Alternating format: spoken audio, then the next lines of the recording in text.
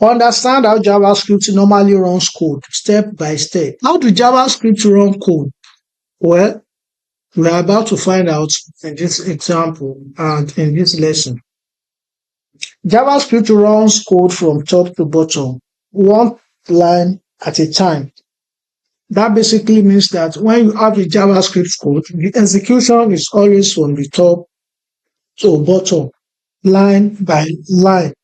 So we are going to look at a simple example, and we are going to create functions that will run one after the other to give us a predictable result.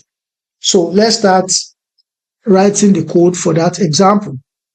Now, in my script section, I have some commented out steps that we need to follow in order to make this example. The first one is create function. So we need to create a function. So our function can be anything. I can call it my function. I can call it anything. And inside this function, then I want to output whatever I have from it. Document.getElement by ID dot inner HTML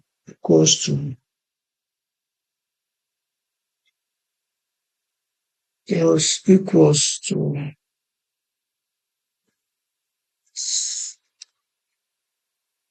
hello world.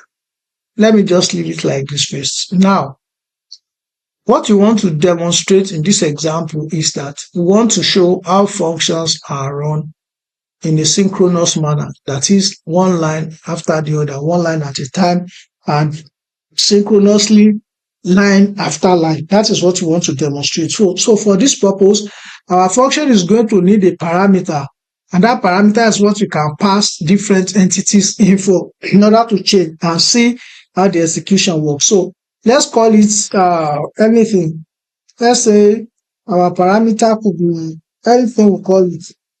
Let me call it name, for example, or let me call it letter. So now that I have letter, instead of hello world, I want that parameter to show. I want to call it letter plus space, whatever the parameter that I passed in. Now I can go ahead and then call my function. Let me pass it a parameter of A. Now you should see A. Let me pass a parameter of B. Now you should see C. And lastly, I want to pass the parameter of, let me do like 3 more. That's C, D, and E as well. Now, take note of something. When I call the first function, it displays A. When I call the second function, it displays B. When I call the third function, it displays C till I get to E. Now, let's look at something. If I move this from this position and take it to like, and put it in the middle, somewhere around this place, what do you think is going to happen?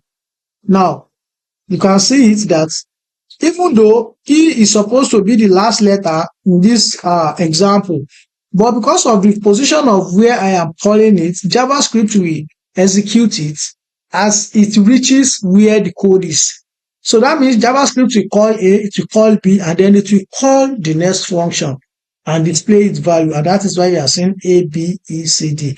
Now, if I take E back to its original position, let's say I bring it down, then it will return back to its original position. So the way JavaScript works in a synchronous flow is that when it's called A, it will wait for A to finish, then it will call B, it will wait for B to finish, and it will call C, and so on and so forth. So synchronous tasks, synchronous execution simply means one task at a time, and the control flow is the order or is the code order of how it runs. So it runs one line at a time, which simply means that each line must finish before the next one will run. So in this example, nothing is going to run out of order.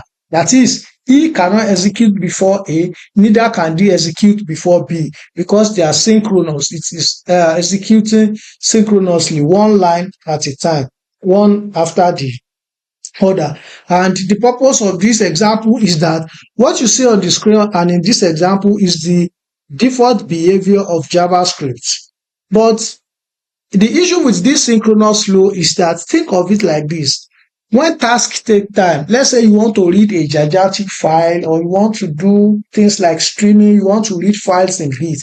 When you have tasks that are heavy, it becomes a problem because it will mean that JavaScript will need to, your other aspect of code will need to wait until that process is completed. So that is where it becomes an issue.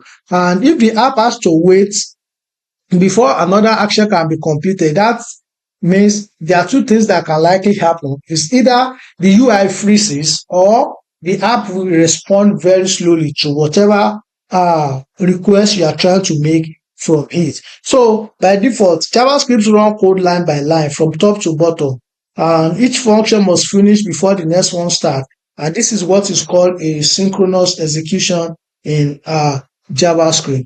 Now, if I may ask you, can B run before A? I have said it before, it is not possible because the order of execution is fixed in a synchronous flow. So what now happens when a task takes time, like the example I gave about reading a file or a time or memory consuming task? What happens in a situation like that? Should your program wait? Imagine you are trying to do something on an application and because of something you request for them, the UI freezes. Nothing else is happening. You are unable to click outside or click anywhere again in the application. What do you think will happen in a situation like that? Well, that is what is going to lead us to another aspect of how JavaScript executes flow in its design, which is called synchronous programming. So synchronous programming is a better way of handling tasks that takes time or heavy intensive heavy intensive activities in on an application. So we are going to look at how the asynchronous way can help us to mitigate against the default behavior of JavaScript to better handle user experience and output or response to our user.